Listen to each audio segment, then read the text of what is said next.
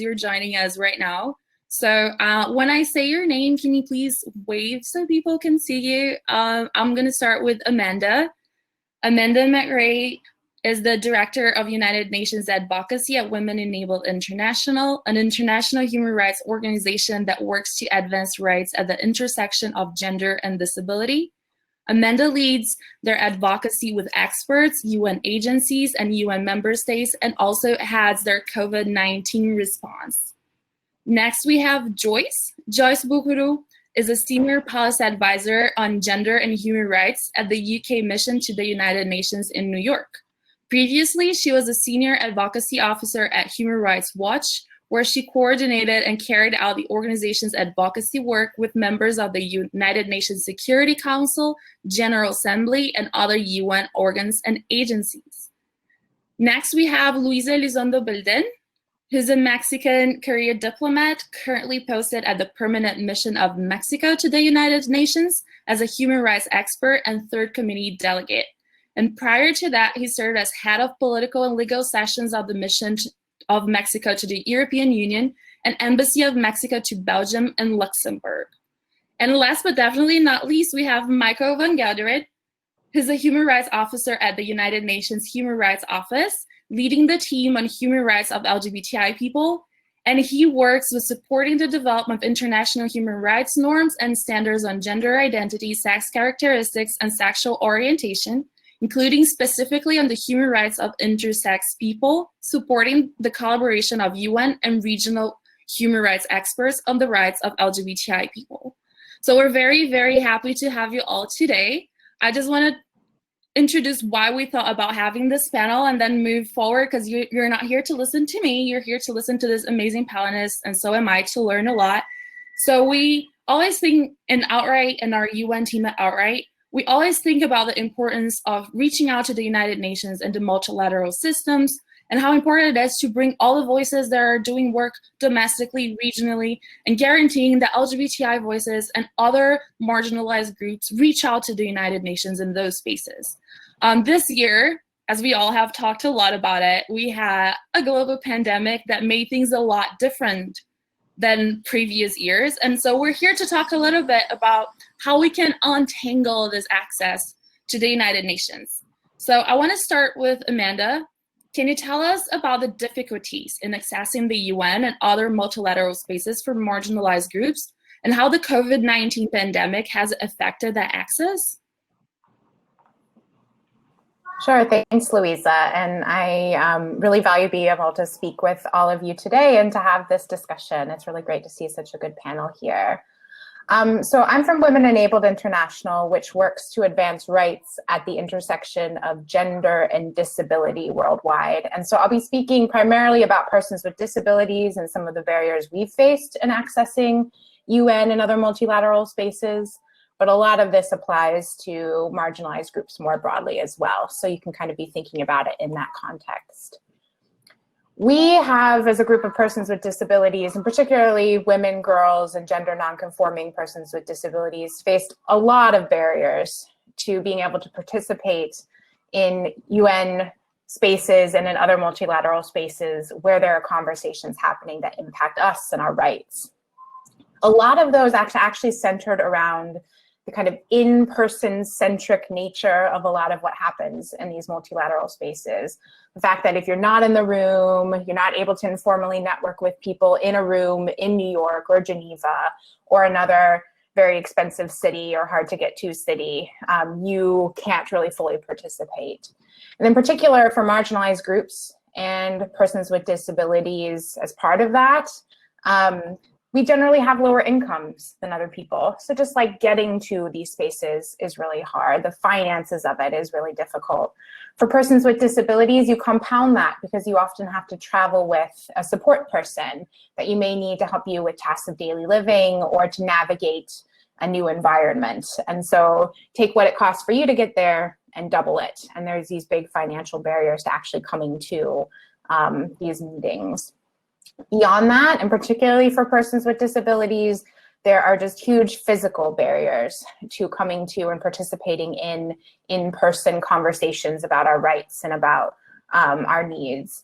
And that starts even from just trying to leave your own country to get to a place like New York or Geneva, where flights are frequently not accessible, airlines are not accommodating, or they may require you to travel with a support person, even if you don't need one.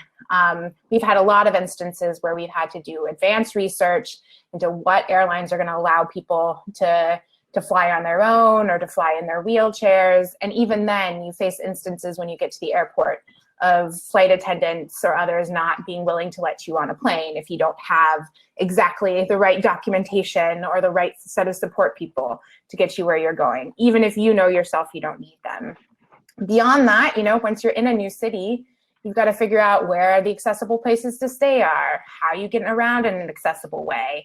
And there are huge informational barriers to that kind of stuff. And organizations like ours and like International Disability Alliance, which has offices in New York and Geneva, can help with that. But you have to first be connected to those organizations to even get that information. And then beyond that, once you get to the UN, after all of that, there's frankly a lot of barriers to participating in those in-person meetings that have to do with accessibility too.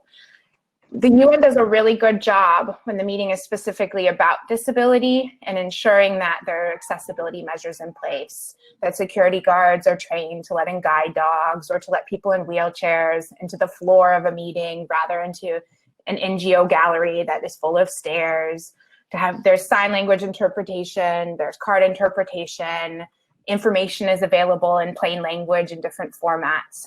But when the meeting's not specifically about disability, then kind of a lot of that falls to the wayside. So for instance, in 2019, the last time the Commission on the Status of Women met in person, we had women with disabilities from all over the world who came to attend that meeting, which is about them because they are women, and this is the Commission on the Status of Women.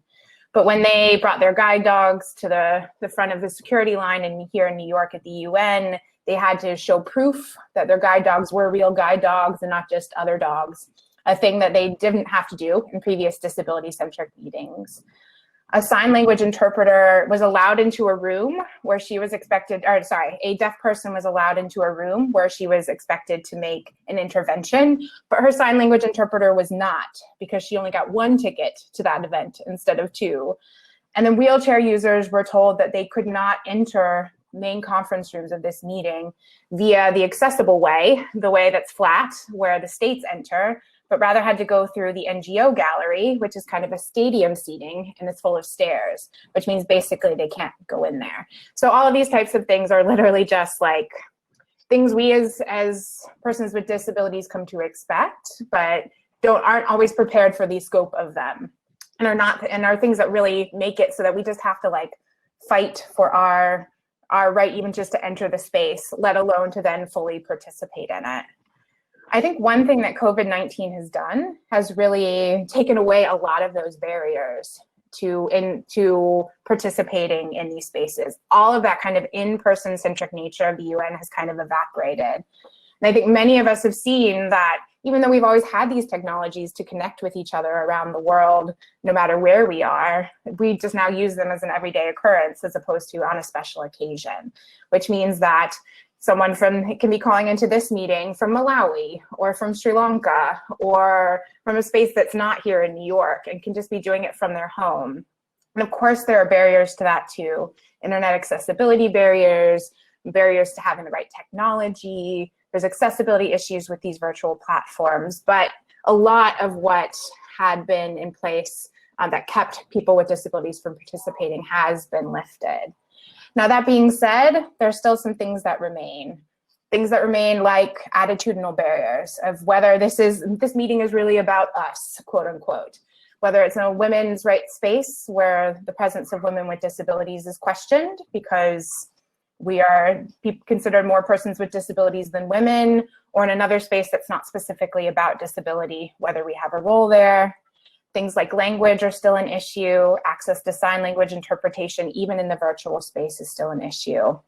But I think a lot of what we've seen in participating in these multilateral spaces for this group has gone away. And we're trying to take advantage of that in our advocacy and in our involvement of women with disabilities.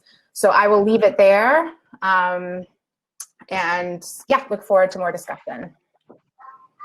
Well, thank you so much. You gave me a lot of food for thought, because when we think about the LGBTI community and all the barriers that we encounter and how we're not considered women as well when we are in women's rights spaces, and a lot of very similarities, it's very important to have conversations like this one, that we're not siloed and that we're talking about our issues and making our movements stronger and learning from each other, which I think it's something that we learned also in our plenary and in other sessions, that I think it's so important. And that's why I have these 4 champions here with me today. And going on another side of being a champion, I'd like to move to Joyce, because we know the UK is one of the co-chairs of the Equal Rights Coalition, which is the first intergovernmental network formed to promote and protect human rights. And it's also a member of our LGBTI core group in New York. And can you tell us a bit more about UK initiatives to include civil society at the international level?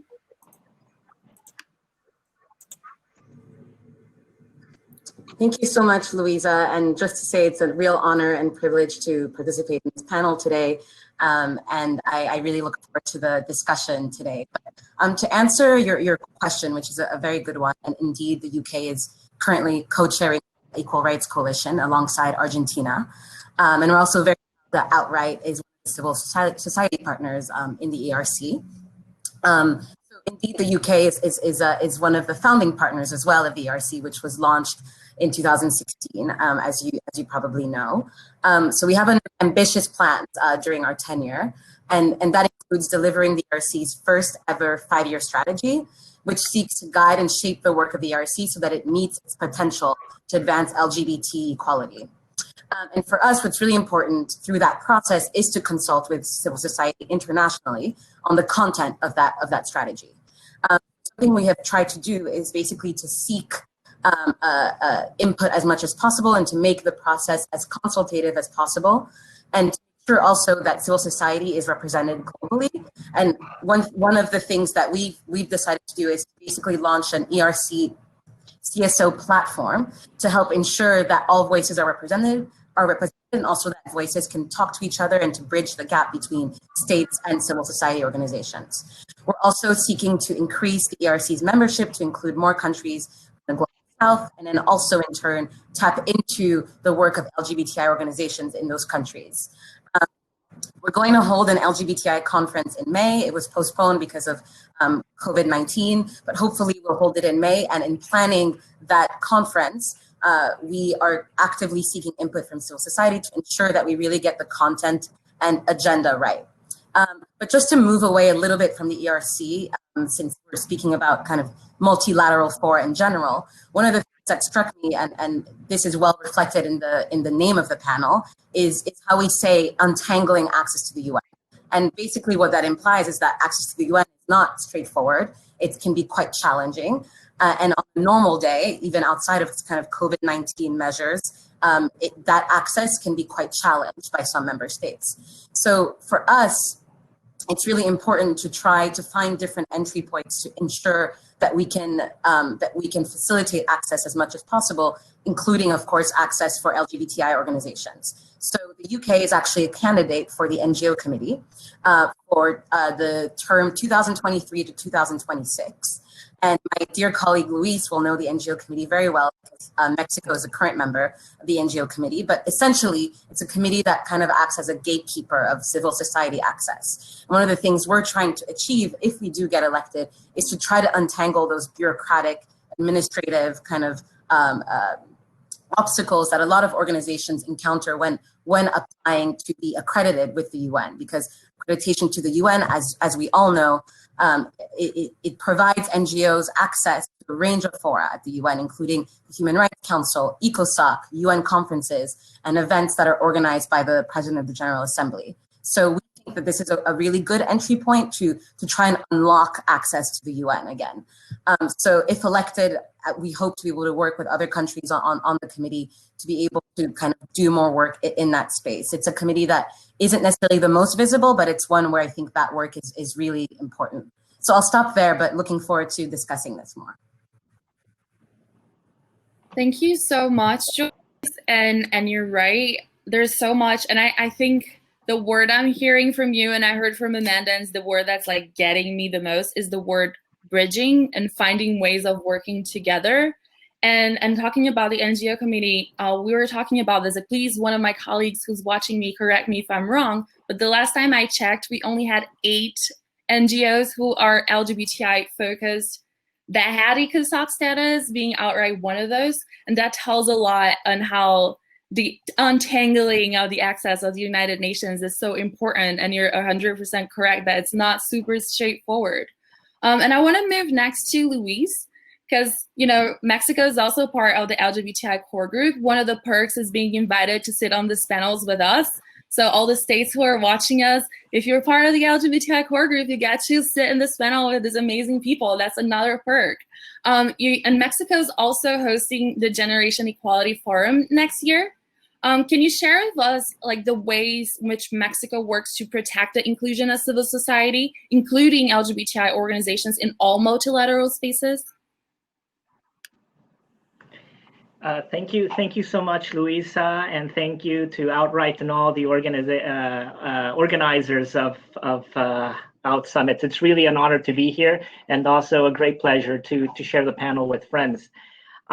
This panel discussion really touches on key issues of key importance for Mexican foreign policy, which is the promotion and protection of the rights of LGBTI persons, as well as also the promotion of the participation of civil society across the board in all subjects and themes. So really very, very happy to be here. I'll start with a brief comment on the Generation Equality Forum, and then jump into a wider range of reflections as part of this very free-flowing and open conversation. The General Equality Forum is actually a civil society-centered global gathering for gender equality.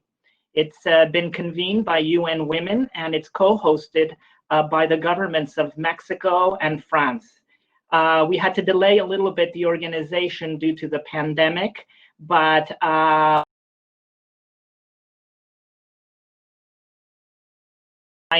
the 29th to 31st of 2021.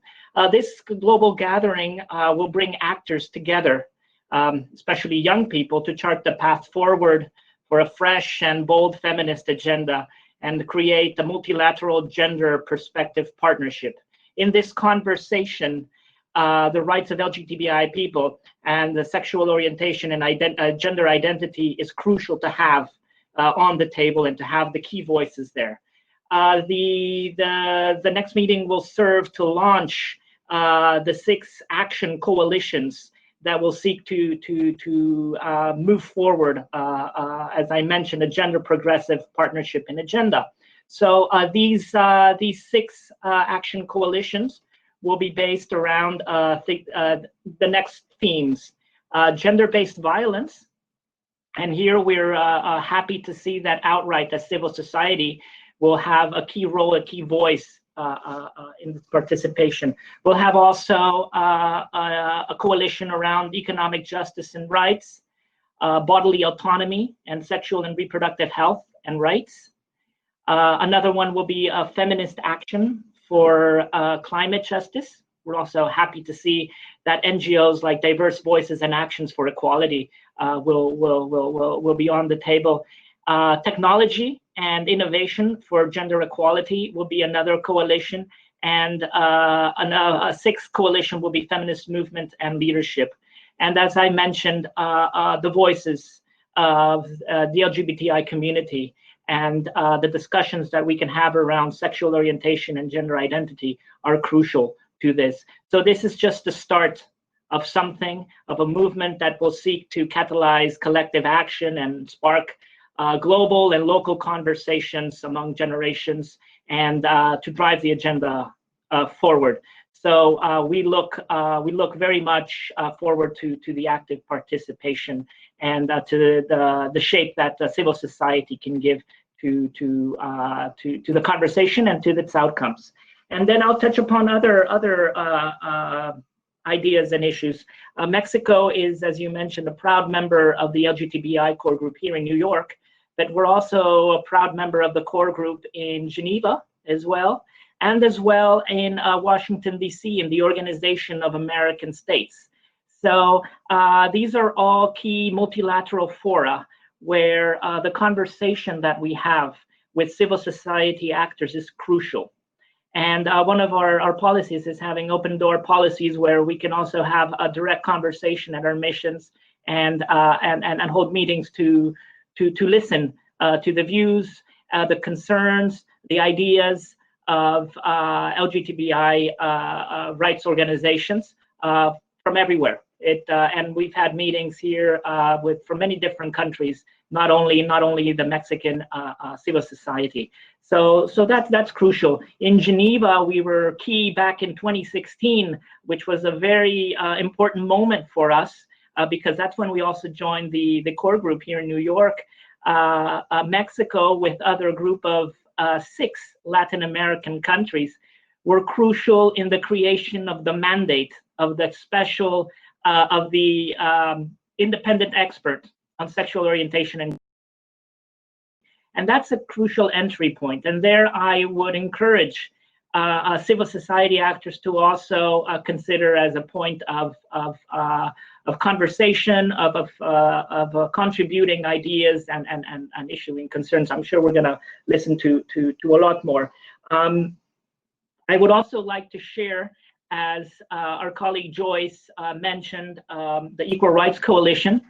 Mexico is happy to be co-chairing. The Equal Rights Coalition has 4 working groups.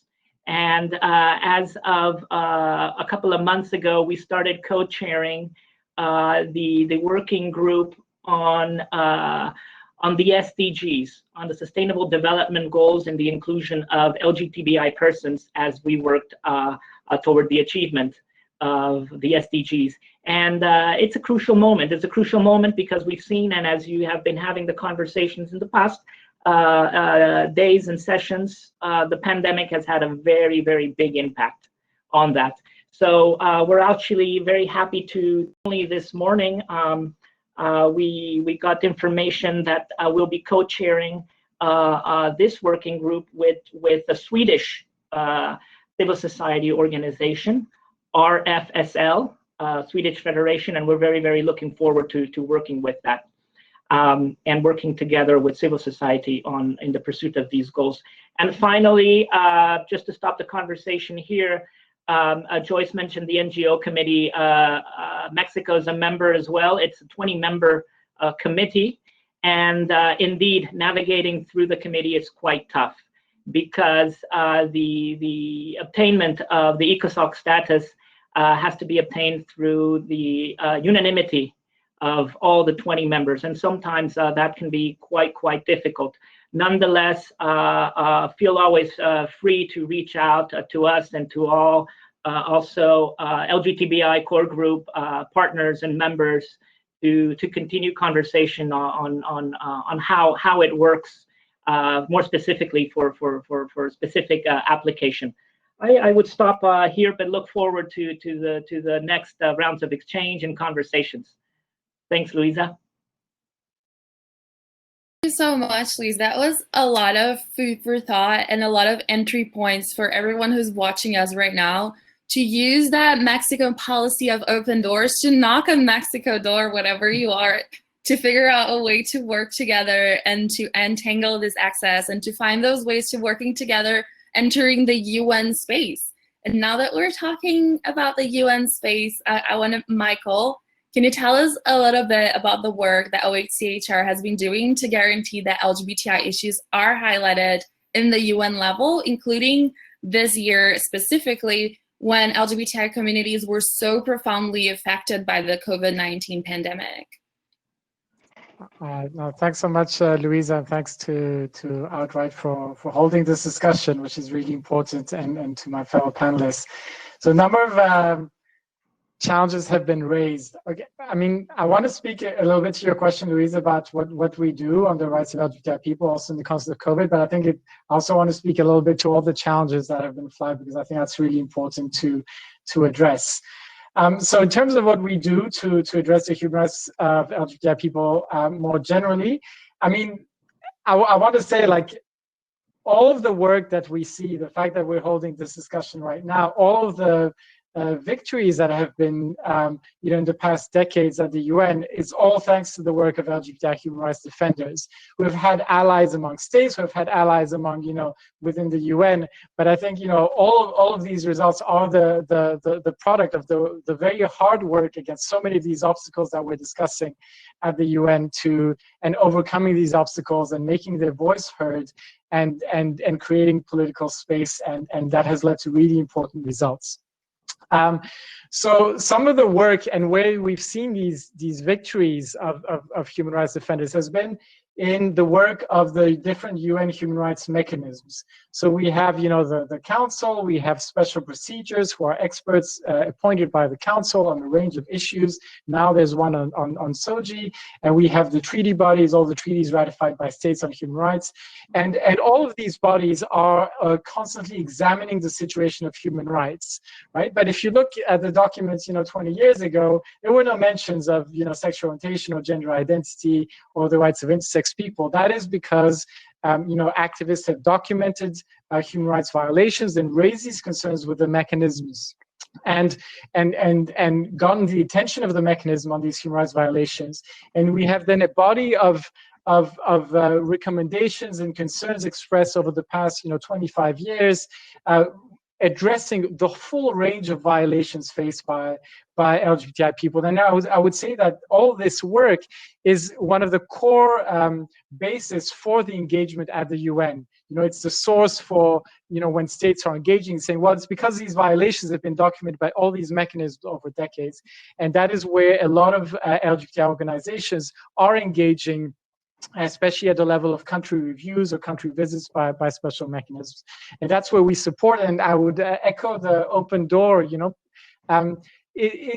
as much as we will try to untangle and provide avenues, I think there's always the need to make contact, and whether sometimes, people make contact through some of the global NGOs, but often, we get emails, and then we work through with different activists, who are exploring, who want to understand how can engaging at the UN help address the issues I'm facing in my country, with these laws or with these policies, or, on specific thematic issues. So I would really encourage, and I think, Sahar, thank you, is sharing our links, so you can get in touch with us as well. We have around 90 field offices in different countries, and so that is often, the first point of call. Activists might not, be looking to New York or to Geneva or to Nairobi, but to where they are located, and we have these offices that are addressing the human rights situations in specific countries or at the regional level, and that are also a point of entry for activists to engage around the situations that they're facing. There's and we're trying to build the capacity of our field colleagues, who are not always experts on all human rights issues, to strengthen their capacity to engage on these issues as well. We issue a number of recommendations as advocacy by our High Commissioner, Michelle Bachelet, but also, we issue recommendations to countries, but also to business, for example, and the private sector, about what role they have to play in addressing human rights violations faced by lesbian, gay, bi, trans, and intersex people. And we also work with our UN sister agencies. So, we as a UN Human Rights Office are, of course, an important entry point, but the whole of the UN system, and, Luis referred to the Sustainable Development Goals and the 2030 agenda, and there's a whole UN ecosystem which also has to be untangled, but is also really important. And we've seen human rights defenders working on the rights of LGBTI people also engage there. having said all that, I think I do want to speak to the point raised by Amanda about and Luis and Joyce about all the obstacles. And I think, you know, we cannot deny, you know, whether it's obstacles of access for persons with disabilities, whether it is, you know, continuing stigma and discrimination. I mean, we know that, you know, trans colleagues, you know, often don't have access to documents that match their gender identity and their appearance. And so we know that even at UN premises, even at headquarters, you know, we've had, you know, trans human rights defenders, even when invited to meetings, who have faced challenges in terms of accessing venues and having respect for their self-identified gender and appearance. And we have heard of the obstacles at the NGO consultative committee to obtain status. So we have a range of obstacles, and I think the UN system needs to do better, and I think we are definitely working on getting better and working on that also across the UN system, you know, in a coordinated way, not just at the human rights level, but also across the UN system. And we also work in terms of public information, and Sahar shared, we have the UN Free and Equal campaign, which is, you know, we're leading at the office, but is really a UN-wide effort to raise awareness of these issues, including in the context of COVID, the range of obstacles that we've seen. Louisa, to speak to that point in your question, where we've also tried to highlight the specific challenges faced by lesbian, gay, bi, trans, and intersex people in the context of COVID. And so has a UN independent expert. He's you know, based on a lot of inputs from human rights defenders across the globe, he's published a report this year, and also guidelines, you know, the Aspire guidelines, about how governments should take into account LGBTI populations as they are working to build back better, and as they are putting in place programs to address measures and programs to address the impacts of COVID on LGBTI people.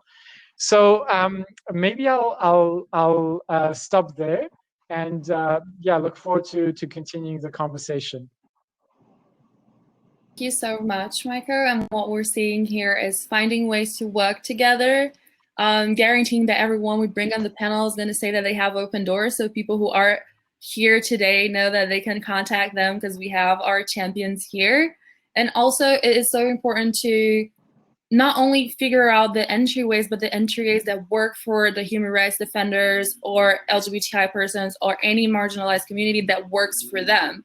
On Outright's end, we know that it's not only the UN in New York, the UN in Geneva, there are so many other spaces. We're also part of the LGBTI stakeholder group to try to include LGBTI issues within the SDG framework. And we know it's a lot of work and a lot of things, but we are also a lot of people. So if we find together ways of working together and what are the preferences or best ways of working, then we will continue moving forward.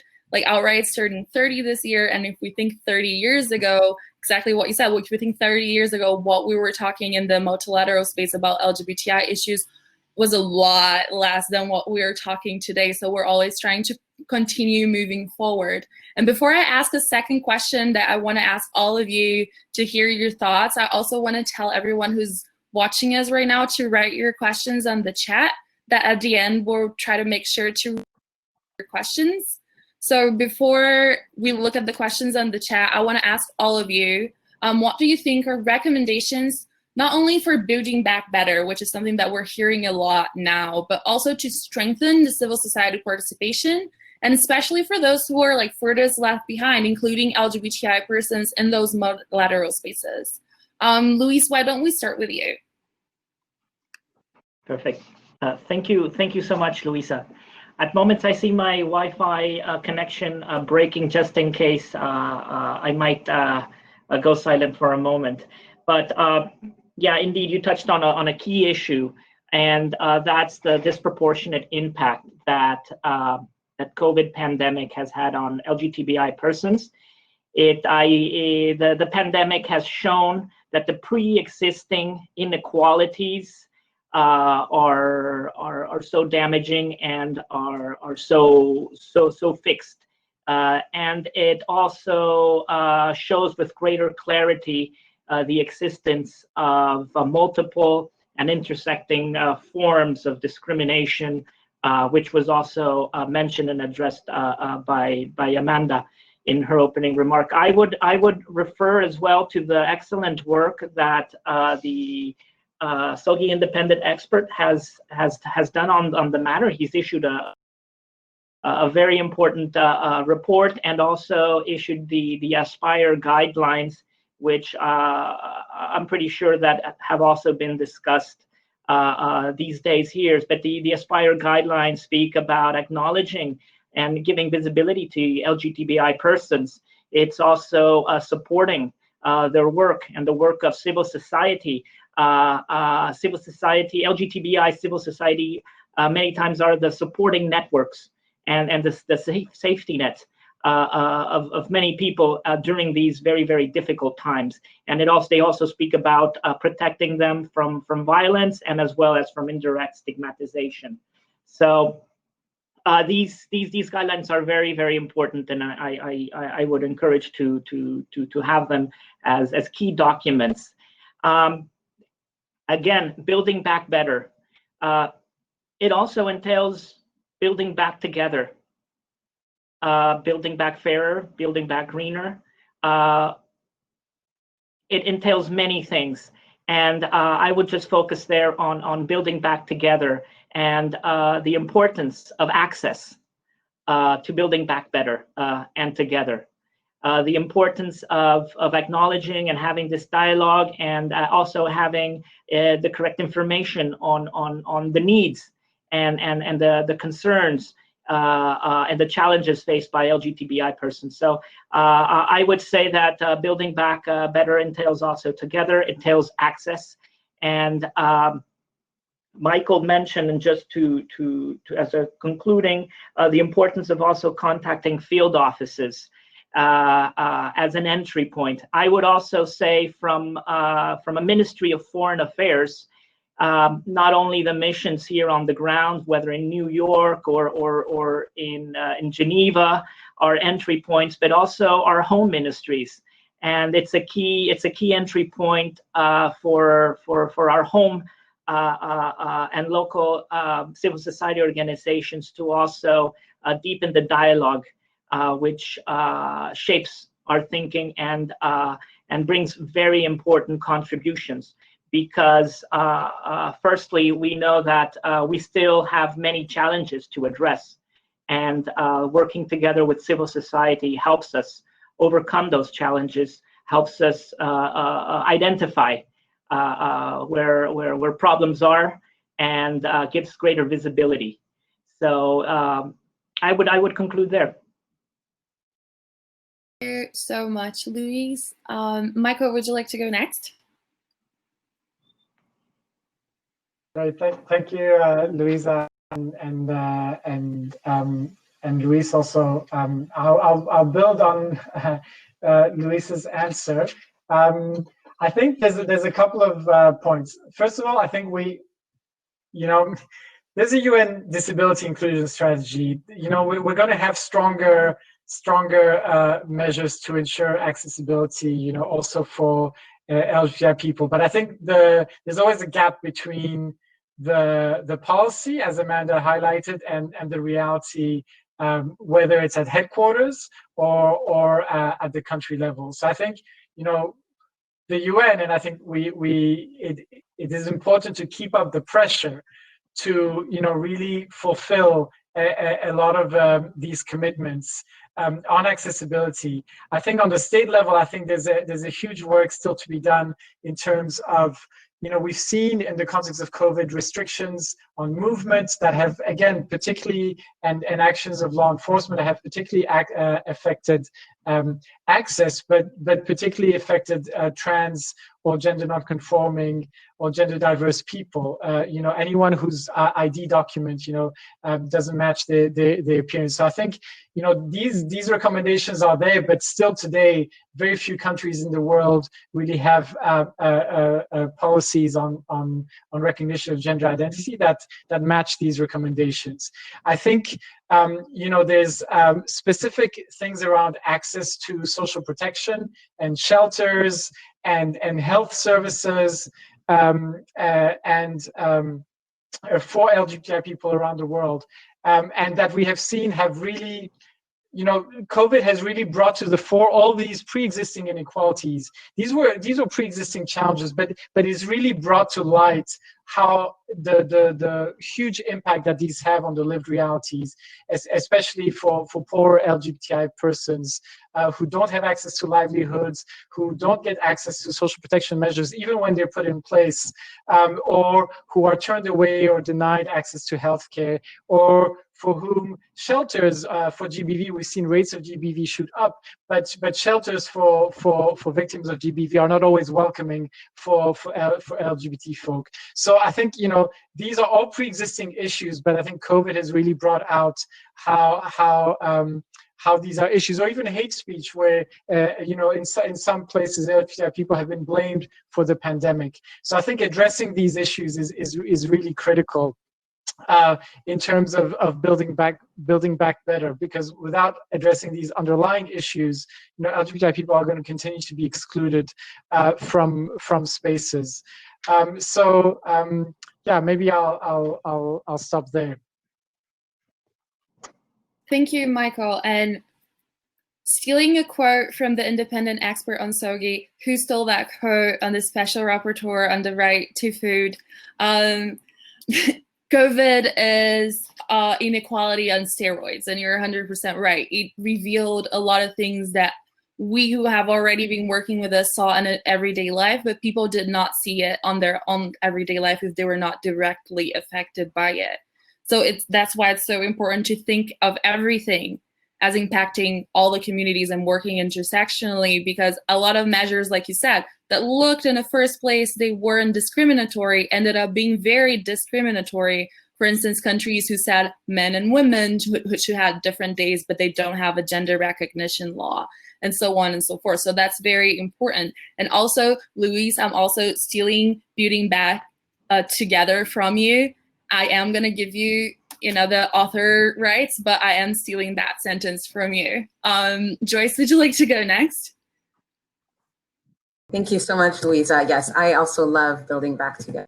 I'm stealing that as well, Louise. I hope that's okay. So this is a really good question when we talk about kind of strengthening civil society participation. And I completely agree with everything our panelists have said about COVID-19 really revealing those inequalities and kind of unveiling them and unmasking them. And I think what that means is that it's an opportunity, again, to build back better. So I think what's important for the UK, one is to kind of ensure that the local and global are kind of talking to each other. So our overseas missions and embassies, for example, engage regularly with civil society in host countries to help shape our local responses, but also to help inform our global policymaking. And I think that within kind of the COVID-19 environment and context is doubly important. Also, we provide program funding to LGBT organizations locally, as well as from London. And I think this is really important. And Amanda touched on this. Funding is absolutely crucial. And to allow kind of the grassroots to feed into the global as well, going back to my first point. Another point that Amanda touched on, I think at the beginning, was about sort of harnessing the opportunities that working digitally has given us. The UN is not always the most kind of cutting edge when it comes to technology. And I think that COVID-19 has actually shown us that we can meet virtually. And yes, there's something called death by Zoom, and I've totally suffered from that as well, from spending so many hours in front of the computer. But what does this mean? Those furthest behind may actually have an opportunity to participate in these discussions because travel may not be required. So I hope that, all of the things that we've been doing over the last several months, that there can be things we can kind of hold on to that actually help promote and strengthen civil society participation. And then I guess one last point that I haven't really touched on, but that has to do with access. I think strengthening civil society access also means making sure that these organizations and that human rights defenders know that they can participate safely. So the UK has done a lot of work around reprisals, and here I want to really applaud and commend the work OHCHR has been doing in the realm of reprisals. But the FG, who releases a report every year on reprisals against individuals who interact or engage with the UN, has identified women as well as LGBTI persons as facing gender or sexual orientation specific barriers threats, and violence as a result of their engagement with the UN. So I think as we build back better, we also have to really do the work to ensure that to ensure that we communicate to the wider UN membership, and also to send a message to human rights defenders that these reprisals are absolutely unacceptable. And I think that COVID-19 and building back better could be an opportunity to do this work a bit more. And I was really happy to see that 75 countries joined a UK-led statement on reprisals. And hopefully we can maybe tap into that group of countries. And what's important here is also that it's a cross-regional group of countries to ensure that everyone can have access to the UN, but not just access and not just participation in name only, but also feel that if they do participate, they can do so safely. So I'll stop there. Thanks. So much, Joyce, and you're 100% right. Access must be the full meaning of the word access, and not only just being in the room or being in the little box that we are all right now, and we only meet each other from the shoulders up, but having meaningful access and not being afraid of doing so is so important. And thank you for sharing that with us. And last but definitely not least, Amanda, would you like to go? Sure, thanks, Luisa. And I'll really just be building on so much of what my fellow panelists have already said related to this. But as Joyce was really talking about there, I do think in terms of advancing civil society participation this year, of finding ways to make virtual participation at the UN or in other multilateral spaces more possible and more equal to that kind of in-person, the in-person kind of meetings, which I think we're all eager to go back to in many respects, those of us who are UN advocates, but we need to be keeping in mind how valuable bringing in voices that aren't in New York, aren't in Geneva, has been in the past year. And I think 2021 will be a really interesting kind of experiment in hybrid models of having these meetings, as more meetings are able to happen in person, but there will still be a lot of virtual participation too. I hope also that we will start working on some of those accessibility, both disability related and non-disability related barriers to these multilateral spaces. And in particular, prioritizing civil society engagement in places maybe where it's been more restricted pre-COVID and during COVID as well. Seeing that bringing these voices from all over the world into spaces and as part of these dialogues has been a real boon to the conversations that have been happening at the UN this year, or in these virtual spaces at the UN this year, and maybe saying, hey, these people do belong here in this space. These people representing LGBTI voices, these people representing persons with disabilities at the NGO level do belong in this meeting and as part of this conversation. And I hope we can work on some of those kind of attitudinal barriers to participation too. And I will leave it at that, because I know it looks like we have a lot of questions. So I'm looking forward to that part of this discussion. Thank you. Thank you so much, Amanda. And I also am very happy that I'm sitting here and I get to learn from all of you. I'm just checking in the chat and I see one question, and please, anyone jump in and answer. I see one question from Ryan that says, I think we do a far better job of helping to expand and draw a line between global advocacy, regional action, and local impact. How can we help build better access, but also ensure that the translation of what happens in policy spaces like the UN are implemented and understood on the ground, and there's a feedback loop? I can also comment on that, but I'd love to hear you first. Would anyone like to jump in? Maybe I could just, yeah, thanks, Louisa, thanks, Ryan. And I saw another question, Ryan, further down as well. I mean, I think the people live in the 190 something countries around the world. They don't live in Geneva and New York. So that's really the litmus test of the usefulness of any of the work that we're doing is whether it's relevant and it's making a contribution to changing the reality of LGBTI people living around the world.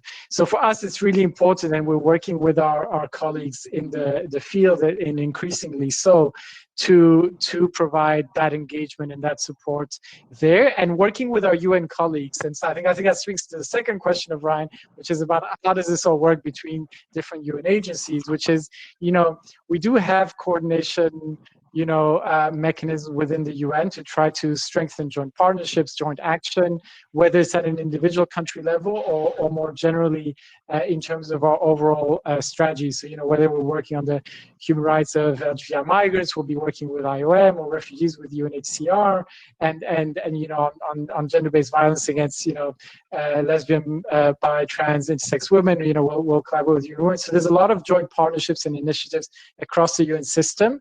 And there's also, a strong effort, not just by us, but by other UN system agencies to really translate, these commitments to action on the ground with civil society on the ground at national level.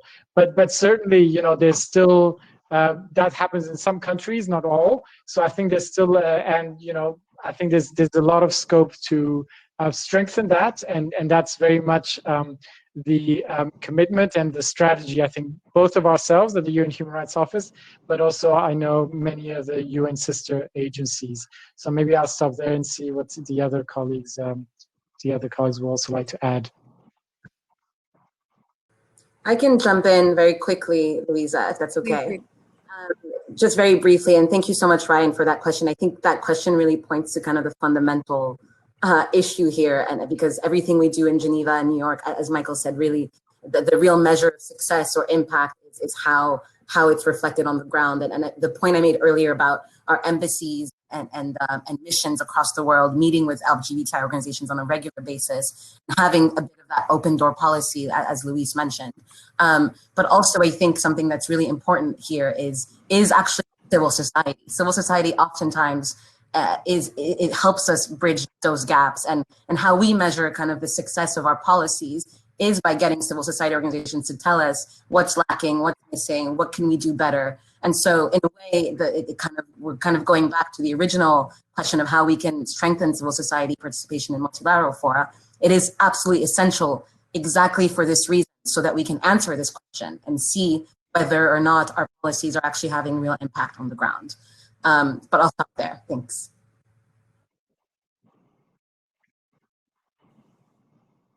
Go, Louise. If I may jump in. Thank you. Just to a quick comment to complement what Michael and Joyce have said, and to share also good practices, because also ensuring that the measures and the standards that we set here are effectively translated into concrete actions. The element is also the good knowledge of the universal human rights system, and having part of it in that discussion. So as a good practice, our ministry for second time now in last September has had discussion panels and workshops with civil society organizations, precisely to comment on the functioning and the workings of the universal human rights system, as well as the inter-American human rights system, creating that knowledge base. And I think that would also be a key component to ensuring the good dialogue, and to building the good partnership, and also to the contributions that we receive from civil society. So that dialogue with home ministries and these workshops on the international human rights system is also an important component. Thank you so much, Louise. Amanda, would you like to, since everyone got to answer the question, do you like to jump in as well? I think I have a ton more to add beyond that, but I would say that we as a global organization do our best to try to kind of help bridge that gap between international and local, primarily, organizations of women with disabilities and grassroots level women with disabilities. And a lot of it is translating kind of the language of the UN into language that's actually applicable in local contexts. And it's really key to have local organizations who can help us in that effort and have those partnerships that are bridging the international and local divide. But that's really all I have beyond that very comprehensive answers from everyone else on the panel. Well, I agree with everything that was said here, and I hope everyone who is watching us right now from all over the place, I can say all over the place because they are in New York and in Geneva, and I'm currently in Brazil, so it shows how we're all over the place in this panel.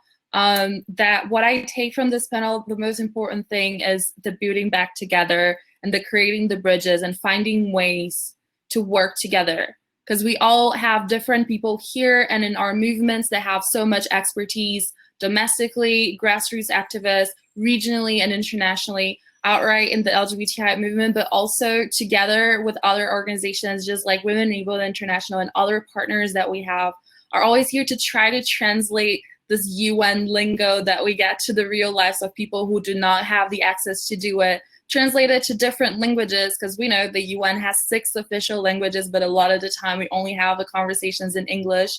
There are a lot of non-official UN languages that we also try to reach and bring other people and make it more accessible to everyone, and also trying to understand, because I think even though I work with this, I learned a lot and understood a lot better what everyone here on this panel is doing just by starting this kinds of conversations.